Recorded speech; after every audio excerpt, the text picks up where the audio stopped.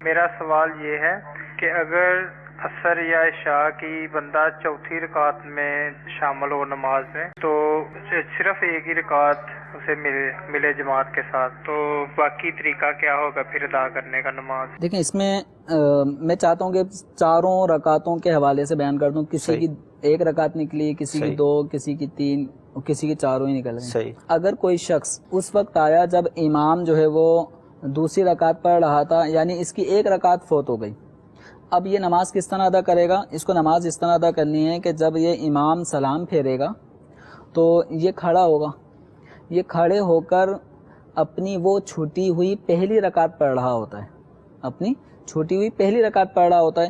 اور پہلی رکعت کے اندر چونکہ ثنا پڑھتے ہیں، سبحانک اللہم و بحمدک، ثنا پڑھی جاتی ہے، تو یہ امام کے ساتھ جو اس نے نماز پڑھی ہے دوسری، تیسری اور چوتھی، اس کی چھٹی ہے پہلی رکعت، اور پہلی رکعت میں ثنا پڑھی جاتی ہے سبحانک اللہم. تو یہ کھڑے ہو کر پہلے ثنا پڑھے گا، پھر تعوذ، تسمیہ، اور پھر سورہ فاتحہ، پھر تسمیہ، پھر سورت ملا کر اپنا رکوع سجود کر کے نماز مکمل کر دے گا. اچھا، اگر کسی کی دو رکعتیں نکلی ہوں، تیسری رکعت میں شامل ہوا ہو یا دوسری رکعت کے اتحیات میں شامل ہوا ہو، دو رکعتیں فوت ہو گئیں، تو اب اس کو ملی ہیں امام کے ساتھ تیسری اور چوتھی رکعت.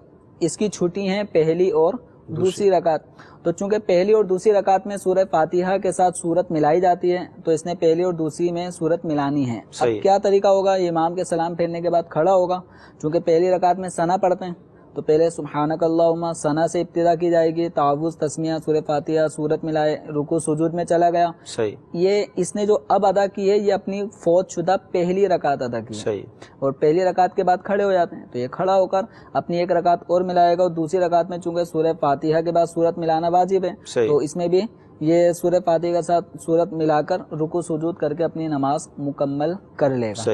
اور اگر کسی کی 3 رکعتیں فوت ہو گئیں اور چوتھی رکعت اس کو ملتی ہے، تو اس نے امام کے ساتھ پڑھی ہے چوتھی رکعت، اور اس کی چھٹی ہیں 3 رکعتیں، جن میں 2 رکعت وہ ہیں جن میں قرات کرنا واجب ہے، اور 1 رکعت وہ چھٹی ہے تیسری جس میں قرات کرنا واجب نہیں ہے. تو اب اس کا طریقہ یہ ہوگا کہ یہ امام کے سلام پھیرنے کے بعد کھڑا ہو جائے، اور جس طرح پہلی رکعت میں ثنا پڑھتے ہیں اس طرح یہ کھڑے ہو کر ثنا پڑھے، تعوذ، تسمیہ اور سورہ فاتحہ سورت ملائے، اور آگے رکوع میں چلا جائے. رکوع سجود کرنے کے بعد اب اس کو یہ تھوڑا سا ٹپیکل مسئلہ آتا ہے. اب اس کو کیا کرنا ہے؟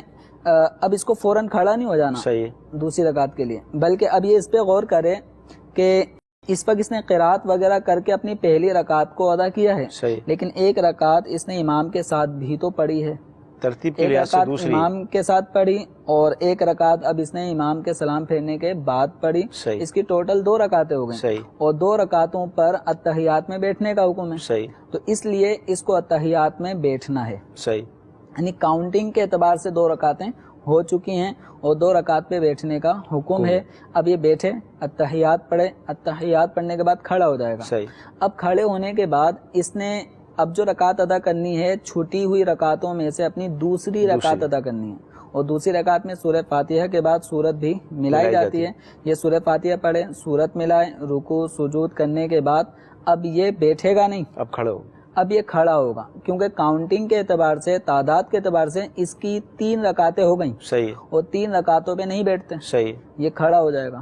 اب یہ کھڑے ہو کر کون سی رکعت ادا کر رہا ہے؟ اپنی تیسری رکعت، کیونکہ چوتھی تو امام کے ساتھ پڑھی ہے، یہ کھڑے ہو کے پڑھ رہا ہے امام کے. اب تیسری رکعت جو اس کی فوت ہوئی تھی، اور تیسری رکعت میں قرات واجب نہیں ہے، سورہ فاتحہ کا پڑھنا مسنون ہے، مستحب ہے، تو یہ سورہ فاتحہ پڑھے اور اس کے بعد رکوع سجود کر کے اپنی نماز کو مکمل کرے، قعدہ اخیرہ کرے، نماز اس کی مکمل ہو گئی. اور جس کی 4 ہی رکعتیں نکل گئیں، یعنی وہ قعدے میں شامل ہوا یا چوتھی رکعت کے سجدے میں شامل ہوا، تو وہ اب کھڑے ہو کر اس انداز میں نماز ادا کرے جس انداز میں گویا اکیلے 4 رکعت پڑھی جاتی ہیں، اس طرح وہ 4 رکعتیں ادا کرے.